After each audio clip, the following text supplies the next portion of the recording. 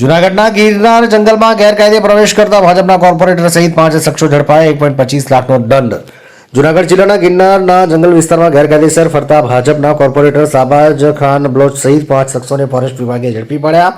DCF Akshay રોશીએ જણાવ્યું કે આ વ્યક્તિઓ વિરુદ્ધ વન્યજીવ સંરક્ષણ અધિનિયમ હેઠળ ગુનો નોંધાયો છે અને તેની પાસેથી કુલ 1.25 લાખનો રિકવરી પેટે દંડ વસૂલ કરાયો છે. અમે તહેવારોના સમયે પેટ્રોલિંગ વધારીએ છીએ, તેવી આ બનાવ ન બને.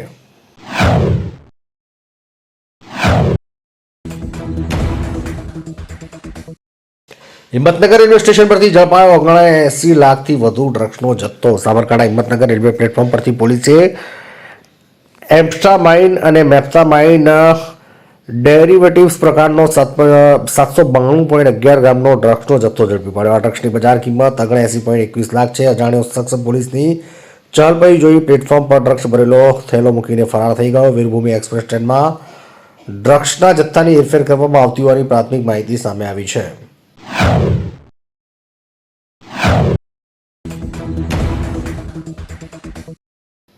શું સફેદ મીઠું ખાવાથી તમારી કિડનીને નુકસાન થાય છે? જાણો ડોક્ટરે શું કહ્યું. દિલ્હીના શાલીમાર બાગ સ્થિત ફોર્ટિસ હોસ્પિટલના કન્સલ્ટન્ટ નેફ્રોલોજીસ્ટ ડોક્ટર ભાનુ મિશ્રાના જણાવ્યા અનુસાર સફેદ મીઠું શરીર માટે જરૂરી છે, પરંતુ વધુ પડતું પ્રમાણ નુકસાનકારક હોઈ શકે. ડોક્ટર મિશ્રાએ કહ્યું કે વધુ પડતા મીઠાના સેવનથી બ્લડ પ્રેશર વધે છે, જે કિડની પર દબાણ લાવે છે અને ધીમે ધીમે તેને ફિલ્ટરિંગ ક્ષમતા ઘટાડી શકે છે.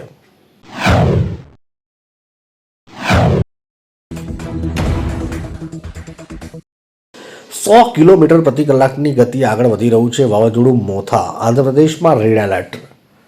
હવામાન વિભાગે ચેતવણી આપી કે બંગાળની ખાડીમાં સર્જાયેલ વાવાઝોડું મોથા મંગળવારે રાત્રે આંધ્રપ્રદેશના કાકીનાડા નજીક કિનારે ટકરાઈ શકે છે. વાવાઝોડા દરમિયાન પવનની ગતિ 90 થી 100 કિલોમીટર પ્રતિ કલાક સુધી હોઈ શકે છે.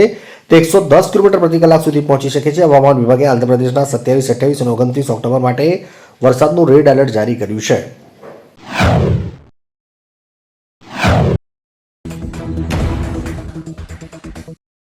નવસારીના હોટલના બાથરૂમમાંથી મળ્યો યુવકનો લટકતો મૃતદેહ. મહિલા મિત્ર સાથે ગયો હતો હોટલમાં.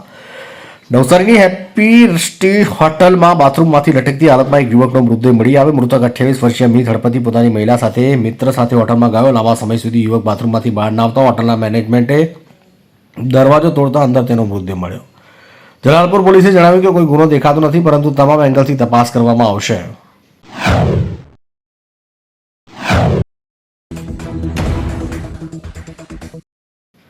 જસ્ટિસ સૂર્યકાંત બનશે ભારતના આગામી મુખ્ય ન્યાયાધીશ. સીજીઆઈ બી.આર. ગવઈ સત્તાવાળી ન્યાયાધીશ સૂર્યકાંતના નામના તેના ઉત્તરાધિકારી તરીકે ભલામણ કરી છે.